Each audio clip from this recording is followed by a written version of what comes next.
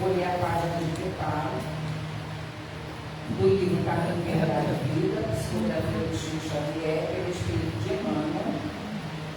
É a lição número 110, Vidas Sucessivas.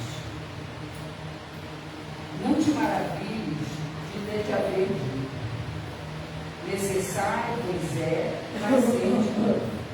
Jesus, para João, no capítulo 3, versículo 7. A palavra de Jesus a Nicodemos foi suficientemente clara.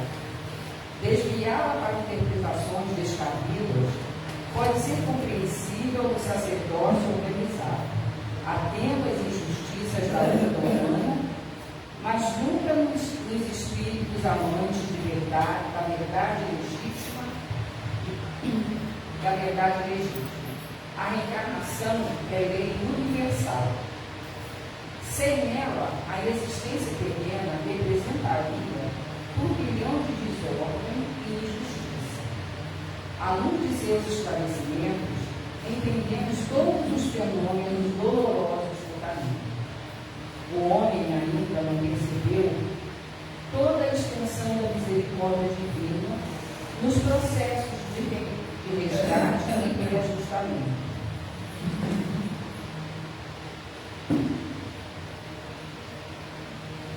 Entre os homens, o criminoso é enviado apenas cruéis, seja pela condenação à morte ou aos sofrimentos prolongados. A providência, todavia, corrige a mão. Não encaminha os belos a prisões infectas e únicas. Determina somente que os comparsas de dramas nefastos troquem a vestimenta carnal e voltem ao palco da atividade humana, de modo a se redimirem uns à frente dos outros. Para a sabedoria magnânima, nem sempre o que errou é um acelerado, como nem sempre a vítima é pura e sincera. Deus não vê apenas a maldade que surge à superfície do escândalo. Conhece o mecanismo sombrio de todas as circunstâncias que provocaram o crime. O algoz integral, como a vítima integral, são desconhecidos do homem, o pai. Contudo, identifica as necessidades de seus filhos e reúne-os periodicamente, pelos laços de sangue ou na rede dos compromissos edificantes, a fim de que aprendam a lei do amor entre as dificuldades e as dores do destino, com a bênção de temporário esquecimento. Então, depois dessas lindas palavras de Emmanuel, que possamos então nos dirigir a Jesus, nosso Mestre, a Deus, nosso Pai, a todos os senhores de nossa casa, para que aqui nesta noite nos reunimos para aprendermos um pouquinho mais, que possamos estar apenas ligados ao que neste momento, que as palavras que serão proferidas nessa noite possam servir para o nosso avanço espiritual. Te pedimos, Mestre querido, todos esses mensageiros, que possam incluir o nosso companheiro Jorge, que fará o estudo desta noite, para que ele possa ter as palavras fluindo através dos mentores amigos, através das influências dos nossos amigos espirituais, para que cada um de nós possa sair daqui com um pouquinho mais de aprendizado. E assim agradecemos e pedimos a permissão do mentor de nossa casa, a Rainha Cristã, aos mentores amigos, aos nossos protetores, para que possamos assim dar iniciada mais uma reunião de divulgação doutrinária da nossa casa espírita. Que assim seja. Que assim seja. Eu vou passar por volta aqui, que vocês já conhecem, acho que a maioria já conhece, né?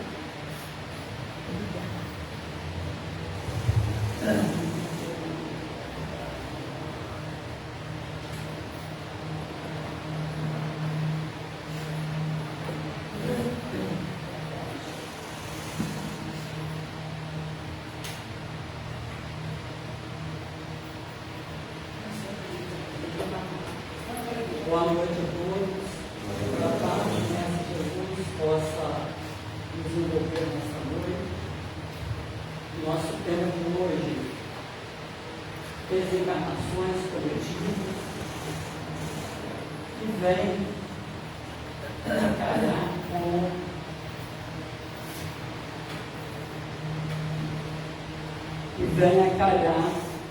com a leitura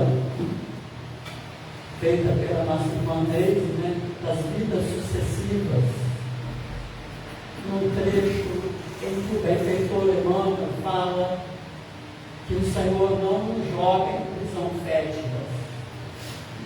Ele nos reúne em outro cenário para que nós possamos, através das nossas provas, das nossas expiações,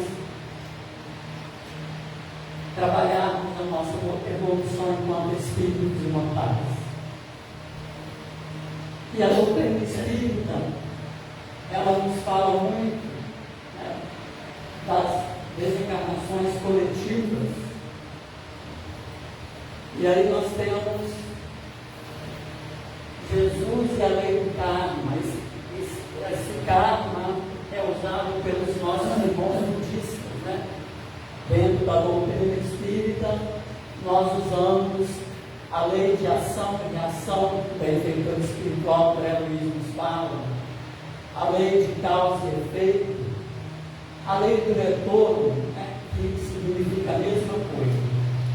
E lá em Mateus, no capítulo 26, versículo 52, quando o apóstolo Pedro desembanha sua espada e corta a orelha do soldado, o mestre Jesus imediatamente pega a orelha, coloca a orelha no lugar e fala para o apóstolo Pedro e para todos nós: embanhe a espada, pois todos os que lançarem mão da espada, a espada perecerão. Ou seja, se nós queremos trilhar o caminho do mal, nós receberemos de retorno o mal. Se nós trilharmos o caminho do amor, do bem, da caridade, nós vamos receber o bem, o amor, a caridade. Se eu pego a espada e acerto na letra, certamente virão outros com a espada e vão me atingir. Por isso que o mestre fala, né, para eu colocar a espada no lugar, porque quem com a espada fere, com a espada será ferido. E aí o mestre fala, né, em Mateus, no capítulo 5, versículo 17 e 18. Não penseis que vim destruir a lei ou os profetas. Não vim para destruí-los, mas para cumpri-los. Em verdade vos digo, até que o céu e a terra passem, nenhum jota, nenhum tio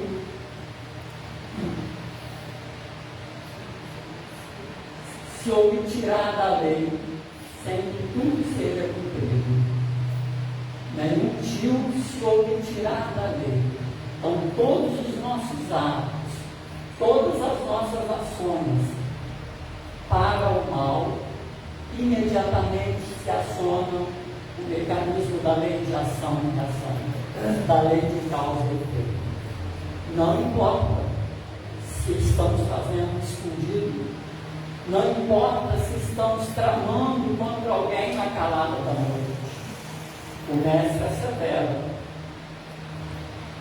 nem um jota, nem um tio se obtirar da lei. Não é punição, né? Porque nós sabemos que Deus não pune. É o resultado das nossas ações. O Deus punitivo, o Deus dos exércitos, o Deus destruidor, é o Deus de Moisés. O Deus que o Mestre Jesus vem nos trazer é o Deus de amor, o Deus do perdão, o Deus da caridade. E o Espiritismo, né? Kardec pergunta para a espiritualidade se todos os nossos atos são vistos por Deus. Na questão 964 do Livro dos Espíritos. E aí os benfeitores espirituais, os espíritos da codificação kardeciana, respondem: Deus tem as suas leis que regulam todas as vossas ações. Se as violardes, a culpa é vossa, mas Ele traçou um limite. As doenças e por vezes a morte são consequência dos excessos. Eis a punição. Ela resulta da infração da lei. Assim se passa tudo. Então Kardec faz essa pergunta. E os benfeitores espirituais respondem que sim, que todos os nossos atos, todos, de violência física, de violência emocional, todos os nossos atos estão subordinados à lei de causa e efeito. No Evangelho segundo o Espiritismo, no capítulo 5, versículo 6, justiça das aflições. Em virtude do axioma de todo efeito tem uma causa, essas misérias são efeitos que devem ter a sua causa, e desde que se admita a existência de Deus justo, essa causa deve ser justa. Então, em virtude do axioma, né, em virtude da lei, em virtude do princípio, de que todo efeito tem uma causa, ou vice-versa, toda causa tem um efeito, todas as nossas dores, as nossas misérias, todas as nossas provas, todas as nossas expiações têm uma causa. E essa causa, ela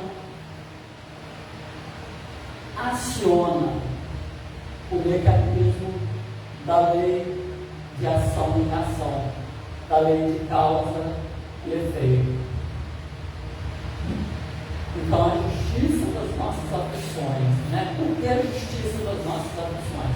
Porque nós não somos culpados, nós não sofremos sem merecermos. Deus é sempre justo, Deus é sempre misericordioso.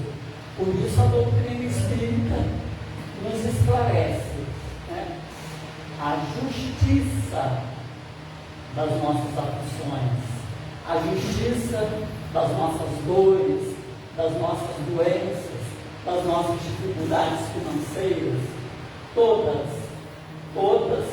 têm uma causa. E aí, quando nós compreendemos, né, o que falou o benfeitor na leitura, né, as múltiplas existências, nós vamos ver que o que nós estamos sofrendo, Deus é justo, e o nosso sofrimento, por consequência, é justo. Causa das aflições.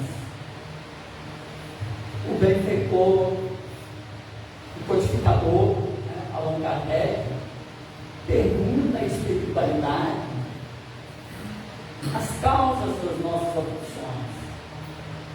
E a espiritualidade diz que elas se processam da vida presente e de vidas passadas.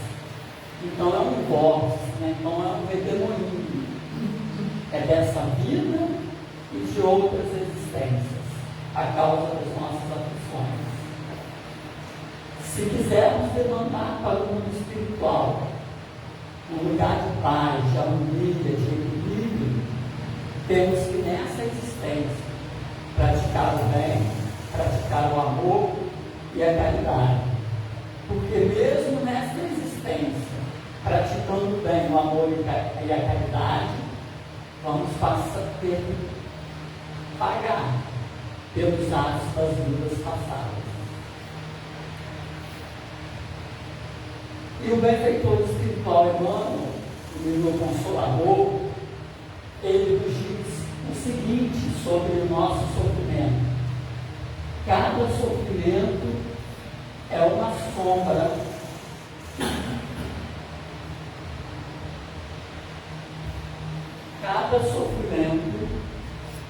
uma sombra que estende do passado e que volta ao presente, a fim de que a transforme em luz.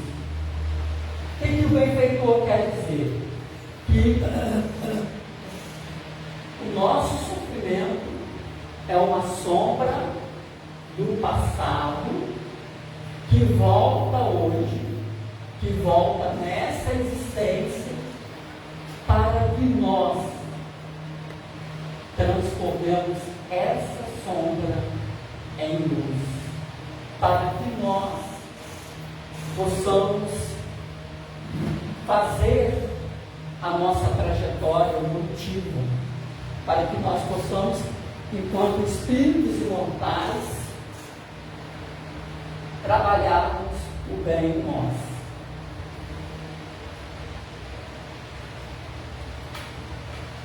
Lá no Código Penal da Vida Futura, né? Como que se processa, né? Essa nossa vinda, esse nosso retorno ao planeta Terra em nova existência? Nós vamos nos arrepender, vamos expiar e vamos reparar. Então é preciso que a gente se arrependa. Então eu demandei para o mundo espiritual. Chegou o momento que soou o sino para que eu retorne ao mundo espiritual. Lá eu vou prestar contas. Então lá eu vou ter que me arrepender, passar o tempo que for necessário, retornar ao plano terreno, expiar e reparar aquele dano que eu causei ao meu irmão, à minha irmã, ou à coletividade. No livro Diálogo dos Vivos, o benfeitor espiritual Emmanuel nos diz que dos eventos difíceis reverenciemos os princípios de causa e efeito que nos regem os destinos, mas não nos esqueçamos da lei de renovação em bases de amor aos semelhantes, capaz de superá-los. Então o benfeitor está nos dizendo no livro Diálogo dos Vivos que as nossas dificuldades, as nossas dores são princípios de causa e efeito que vão reger a nossa vida, né? Mas nós não podemos esquecer que existe a lei de renovação e que quando nós renovarmos as nossas ações, as nossas atitudes nas bases do amor que o Cristo nos ensinou, nós vamos ser capazes de superar esses eventos difíceis, né? Então, ou seja, somente amando, somente fazendo bem, a caridade, nós vamos superar os erros desta existência e de outras existências. E as expiações, né, coletivas, do tema nosso hoje, né, das desencarnações. As expiações, elas podem se dar através do indivíduo, da família e das nações. Por isso que às vezes o terremoto atinge uma nação. São expiações coletivas. Há poucos dias caiu um avião, morreram 10 pessoas da mesma família. Às vezes cai o avião com 2 pessoas, uma se salva e o outro morre. é um indivíduo. Ali era um indivíduo, era uma pessoa que tinha que dar conta de seus atos. Lá em Obras Póstumas, o Espírito Cléber do Plantier fala aqui sobre cada uma dessas três faces: indivíduo, família e nação. Pode ele ser criminoso e virtuoso, isto é, pode ser virtuoso como pai de família, ao mesmo tempo que criminoso como cidadão, principalmente. Daí as situações especiais que para se cria nas suas sucessivas existências. Então, lá nas Obras Póstumas, o Espírito Cléber fala essa questão, porque às vezes o traficante é um excelente pai de família, às vezes aqueles que nos governam são excelentes pais de família, mas ao serem eleitos para fazerem políticas públicas a favor de todos, em especial dos pobres, faz o contrário. Então ele está fazendo a sua parte de virtuoso enquanto pai de família e acionando o mecanismo de ação e reação enquanto prefeito, governador, senador, deputado, fazendo o contrário daquilo que ele se prontificou a fazer em benefício da coletividade. Ainda lá em Obras Póstumas, o Espírito Cléber diz que as expiações também são solidárias, o que não suprime a expiação simultânea das faltas individuais. O que ela quer dizer com isso? Que quando acontece uma tragédia coletiva, tem as expiações solidárias. Todos que desencarnaram solidários, mas não suprime as faltas individuais. Então, são os crimes coletivos junto com os erros individuais. Desencarnações coletivas. Como se processa a aprovação coletiva? O benfeitor falou na leitura. O Senhor chama todos novamente no palco de uma nova vida.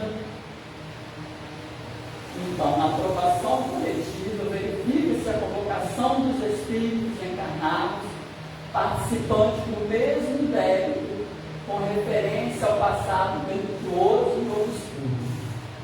Então, aqueles espíritos são chamados para resgatarem o mesmo débito.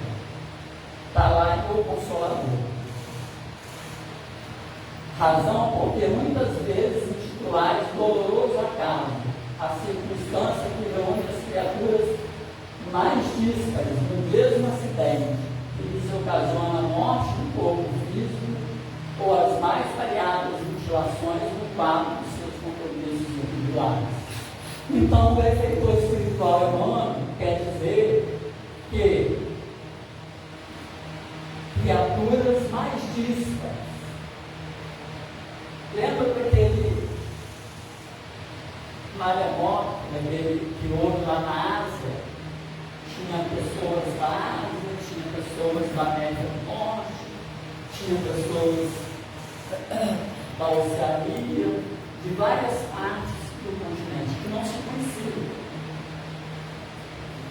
Criaturas díspares, não tinham nem as três existências, nada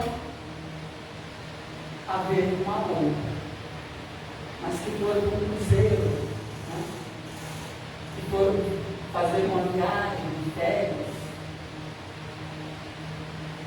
E aí, lá nessa viagem, essas criaturas vão desencarnar coletivamente para pagarem os seus débitos coletivos. No Livro dos Espíritos, na questão 737,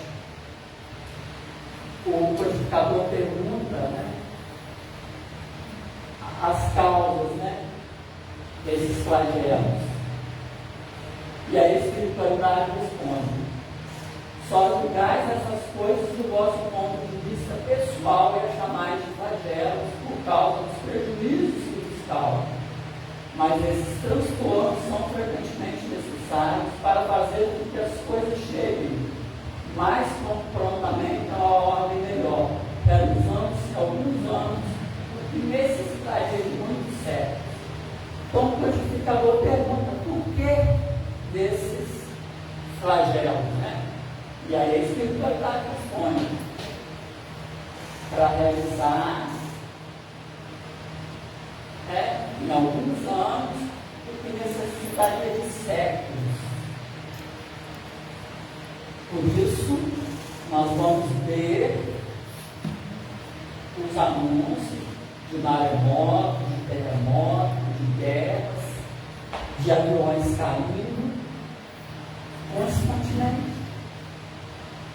O planeta já está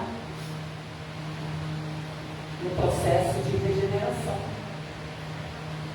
É preciso depurar com mais rapidez. No Livro dos Espíritos, na questão 741, o codificador pergunta: esses flagelos destruidores, eles são ação da providência divina ou nossa, do homem?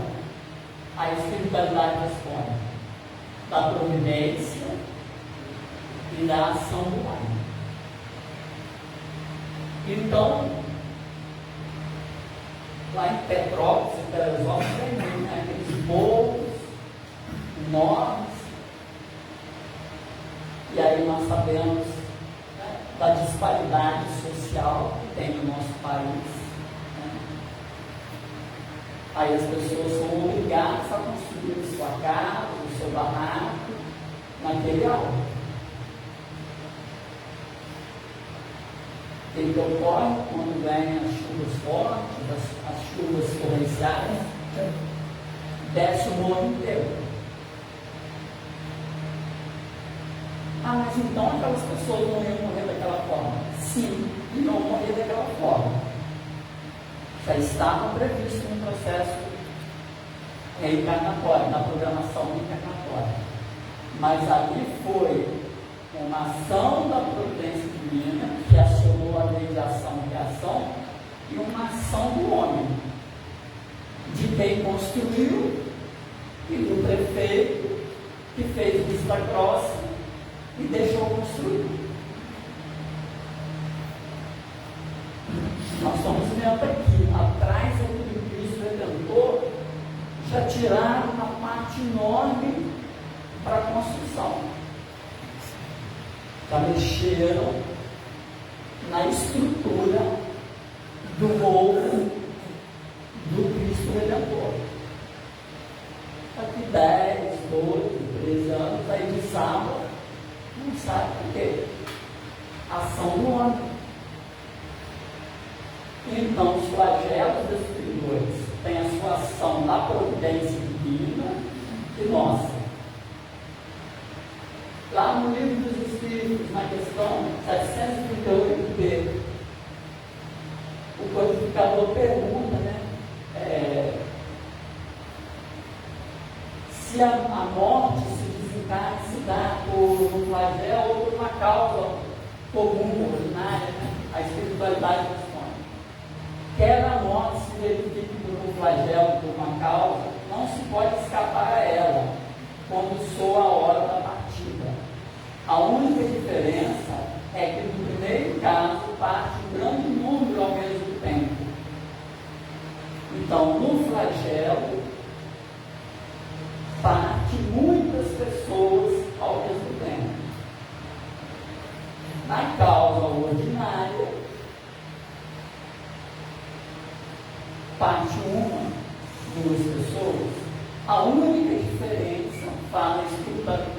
espiritualidade para o codificador Allan Kardec, que quando chega a hora, quando soa a hora da partida, soou. Eu posso ser milionário, trilionário, que eu vou. O dinheiro não vai impedir a minha partida. A diferença é que no flagelo vai em grande número. Nas causas ordinárias, na morte, digamos, mais individual, vai menos pessoas, vai uma ou dois espíritos. E no livro A Caminho da Luz, falando sobre a transição planetária, fala que mas é chegado o tempo de um reajustamento de todos os valores humanos.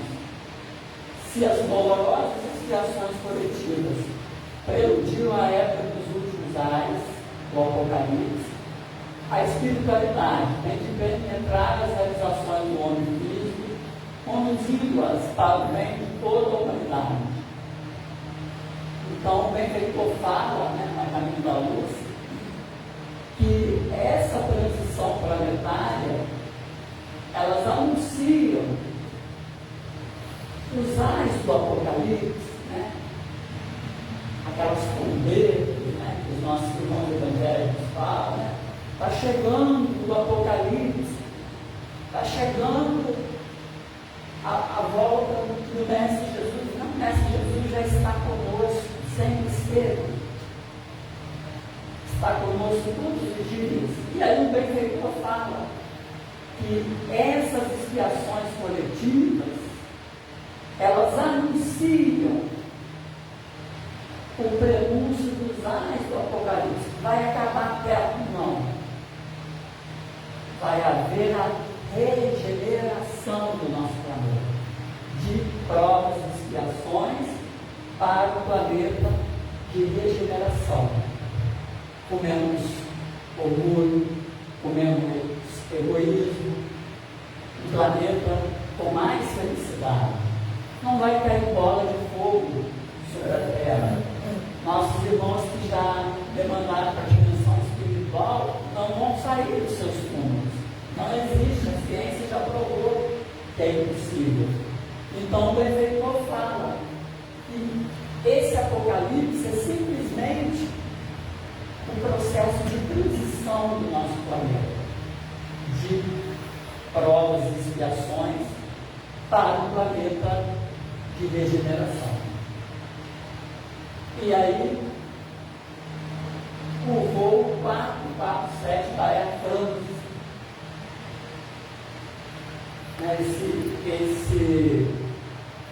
esse acidente foi em 1º de junho de 2009, matou 288 pessoas.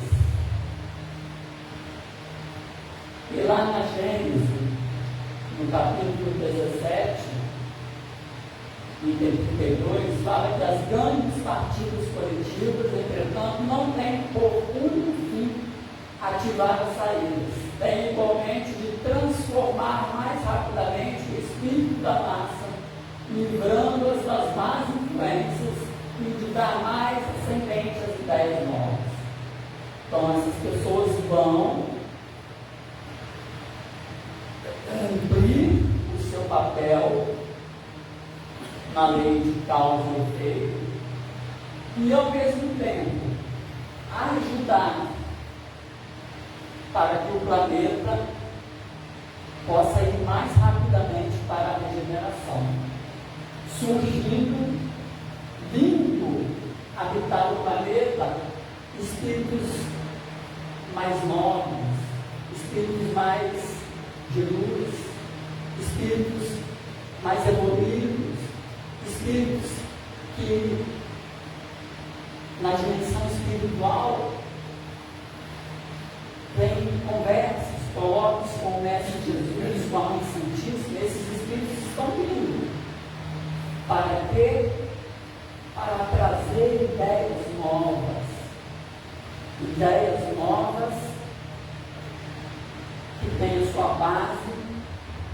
Evangelho do Mestre Jesus.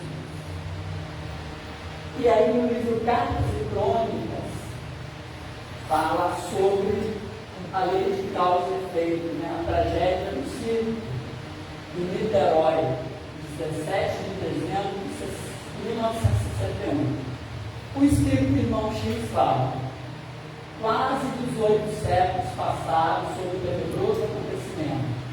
Entretanto, a justiça da lei, através da reencarnação, reaproximou todos os responsáveis em diversas posições de idade física, se reunindo de novo para a dolorosa expiação em comovedora tragédia do circo.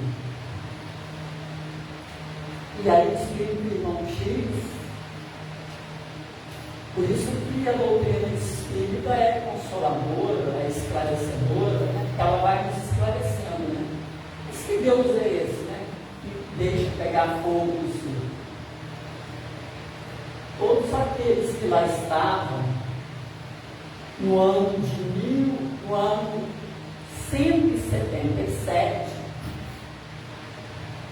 ou seja, depois do nascimento do Mestre Jesus, ano 2, 3, aí em 177, na região da Gália, hoje a França, aí nesse contexto histórico, esse período era o período quando o Mestre Jesus retorna para o mundo espiritual, começa a perseguição aos cristãos, aos seguidores dele.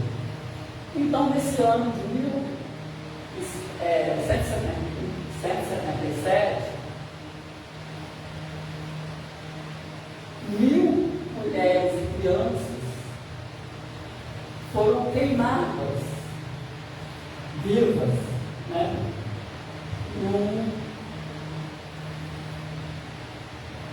Como se fosse um circo, uma arena, né? Uma arena. E esses irmãos nossos, né? Depois de 18 séculos, retornam ao mundo terreno, em terras brasileiras, e vão ao espetáculo desse dia para assistir. O espetáculo se sente e o circo pega fogo e morrem 288 pessoas que estavam condicionadas a esse massacre no ano de 177. Então, ou seja, quem com a espada fere, com a espada será ferido.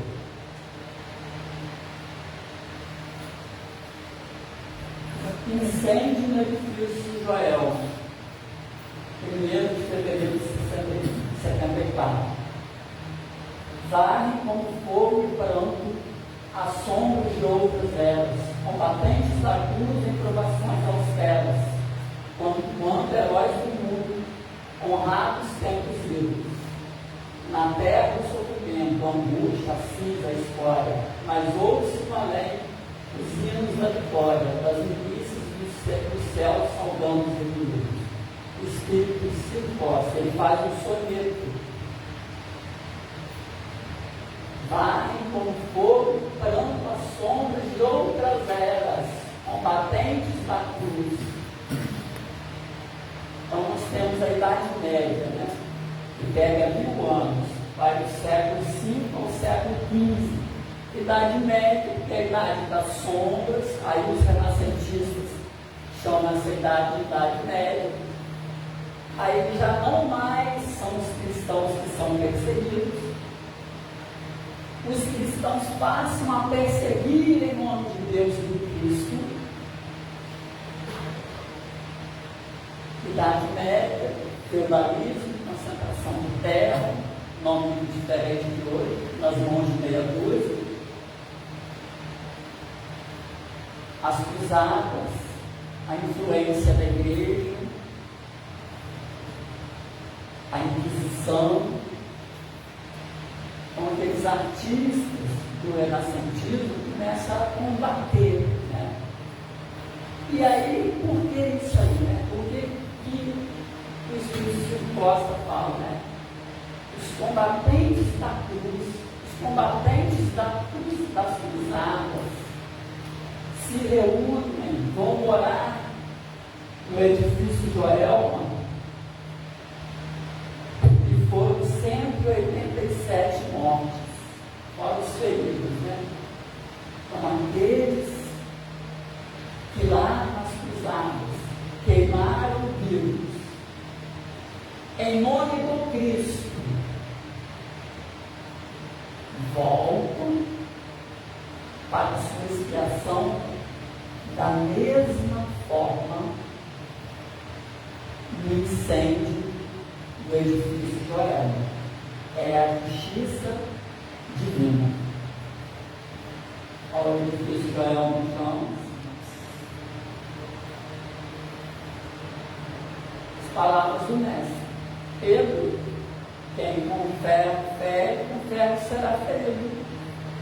Em banho com espada. E no livro Ação e Reação, capítulo 18, o benfeitor espiritual André Luiz nos fala que não podemos esquecer que simples é o mesmo para todos os que tombaram, a morte é diferente para cada um.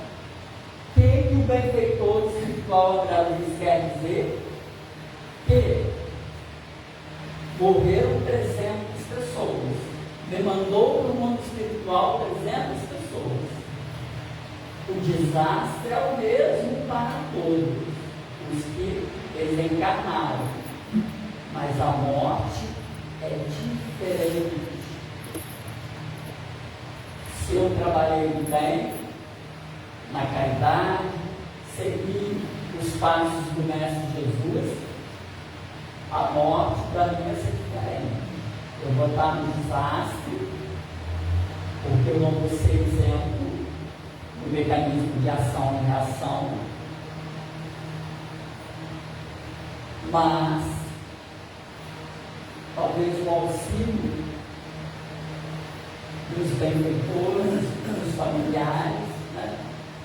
A morte vai ser diferente nesse aspecto, mas a expiação coletiva ela tem que se processar, ela tem que se dar.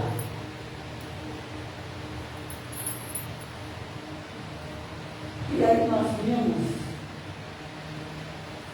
que lá no início, né,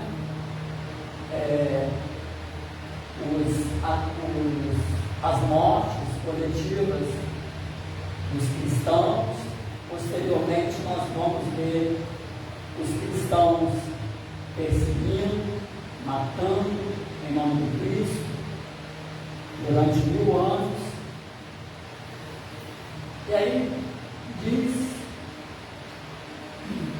é um poema, né? Que morre a humanidade em bacanais horrendos, manda o bezerro de ouro, e qual dragão rapino, os princípios da fé enterraram-os nas lendas. Chega Moisés, a lei, e aclama a voz divina. Fala esse trecho para nós, que os espíritos que habitavam a terra, antes do profeta Moisés, eram perversos, eram terríveis. Aí, o Pai Celestial manda a Moisés a lei, e a voz divina se faz presente. E aí continua: séculos vem do homem, loucuras tremendas, surge o monstro do Cristo a morder e domina. Nasce Jesus, o amor descerrando outras sendas, e ergue a força do bem por excelsa doutrina. Quando veio Moisés, deu um pouco, parou um pouco a carnificina, a maldade, a perversidade sobre a face da terra. E aí passam séculos, vem o Mestre Jesus, nasce o Mestre Jesus, nasce o amor, descerrando outras sendas, descerrando outras ideias, descerrando a lei de amor, a lei do perdão, a lei da caridade, e ergue a força do bem por excelsa doutrina. Qual era a doutrina do Cristo? A lei de amor. O mestre não tinha religião. A doutrina dele era o amor.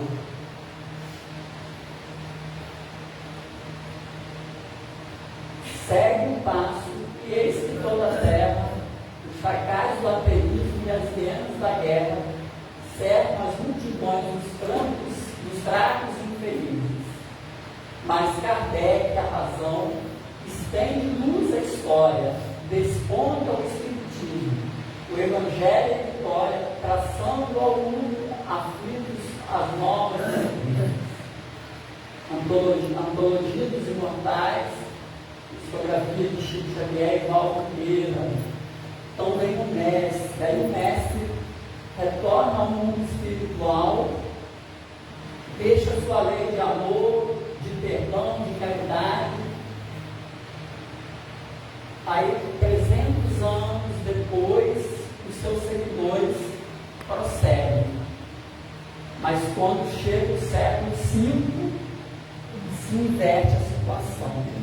Os seguidores do mestre começam a perseguir. No século V, começa a primeira cruzada com o Papa Urbano.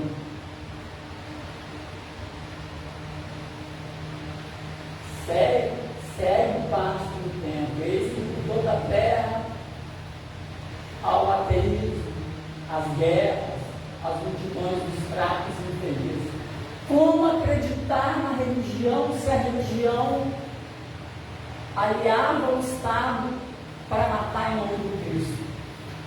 Então o ateísmo tinha que ser forte, tinha que ser pujante. E aí, nós vimos que foram 1000 anos, do século V ao XV, a influência da igreja matando, queimando os médiuns, eram feiticeiros. Joana d'Arc, e depois é conduzida ao altar como santa, mas ela que era médium.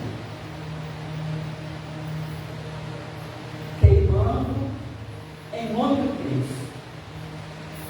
E aí a espiritualidade precisava de algo sólido, de algo que fizesse com que as pessoas, que os seres humanos voltassem a acreditar nos ensinamentos do Cristo. Eis que surge o codificador, o professor, e vai o voto, Belizar, o professor Allan Kardec, que utilizando a razão, joga a luz na história, faz despontar o espiritismo, traçando ao mundo aflito novas diretrizes. E aí a espiritualidade superior, espírito da mais alta envergadura moral, São Luís, espírito de verdade, em torno do codificador, traz esse tripé, esse triplo aspecto, ciência, filosofia e religião. Por quê? Porque a espiritualidade fala isso com o codificador? Porque a ciência desacreditava da religião. A religião estava matando Porque os filósofos eram opositores da religião. Precisava surgir algo novo. Eis que surge a doutrina dos imortais. Eis que surge a doutrina espírita. Eis que ressurge o Evangelho em vitória, traçando aos aflitos novas diretrizes. Quais são? A pluralidade das existências, a reencarnação, a pluralidade dos mundos habitados, os princípios basilares que diferenciam a doutrina espírita. Por isso que a doutrina tem esse tríplice aspecto: ciência, filosofia e religião. Ciência, porque pergunta, porque investiga os fatos, investigou as mesas girantes, as pancadas, pôs à prova, trouxe os cientistas para que eles pudessem ver, trouxe os filósofos e aliou a ciência, a filosofia aos ensinamentos redivivos do Mestre Jesus. Por que redivivos? Porque cada passo foi explicado, foi dito pelos Espíritos da codificação e resultou nessa doutrina tão esclarecedora, nessa doutrina tão consoladora que é a doutrina espírita. Então, as provas, as desencarnações coletivas, ela tem esse objetivo, de melhorar, de colaborar para que o nosso planeta se transforme mais rapidamente no planeta de regeneração. O nosso estudo, ele foi tirado do Livro dos Espíritos, Evangelho segundo o Espiritismo, a Gênesis, Obras Póstumas, do livro Ação e Ação, A Caminho da Luz, Cartas e Crônicas, Antologia dos Imortais. Então, que nós possamos, quando houver esses desastres coletivos, ter essa visão de que é daquela forma que aquelas pessoas deveriam partir. Não existe a bala perdida, não existe o acaso. Cada um demanda um mundo espiritual da forma que foi programado, exceto quando nós tiramos a nossa própria vida. Eu queria agradecer a presença aqui da minha professora Ângela. Obrigado pela sua presença. Aprendi com você. Você que me ensinou. Obrigado pela sua presença. Agradeço a presença dos demais, da minha amiga Elaine também, que sempre vem me prestigiar. Que o Mestre Jesus possa abençoar você, abençoar o geral. Que o Mestre Jesus então possa abençoar a todos nós e que nós possamos, dentro dessa visão que nos fala a doutrina espírita, esclarecer as pessoas que a justiça divina ela não fala. Que as minhas palavras possam ter sido entendidas por vocês, que possamos retornar aos nossos lares em paz e em harmonia. Muito obrigado a todos.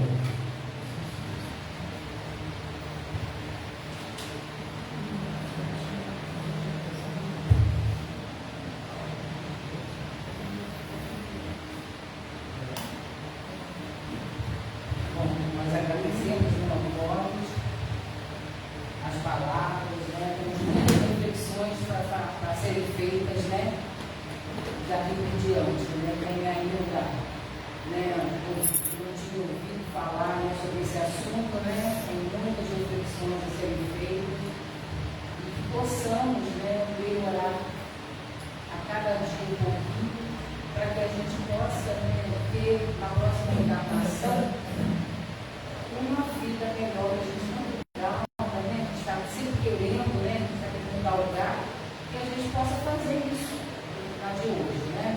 Então nós agradecemos ao Boris pelas palavras e vamos então encerrar nossa reunião, depois eu tenho uma vez aqui para cá, tá?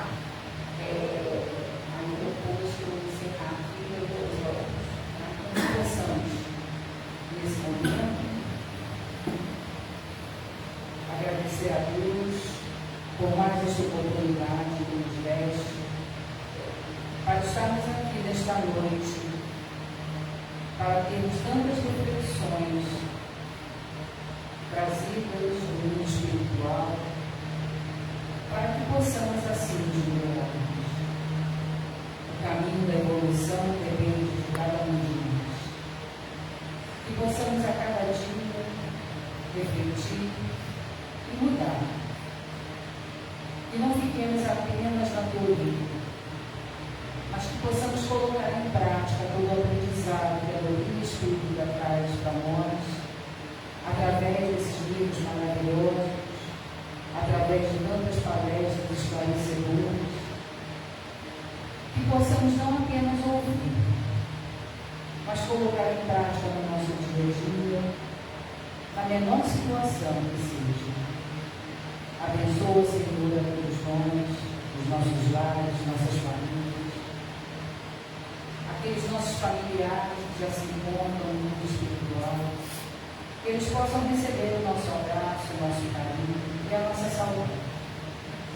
Que possamos pedir também, Senhor, a magnetização de todas as águas que estão sobre a mesa aqui na nossa casa, nos nossos lares, em todos os lares do mundo. E assim, com a permissão dos meus amigos, a permissão de Jesus, nosso Mestre, de Deus, nosso Pai, que possamos dar por encerrada a nossa reunião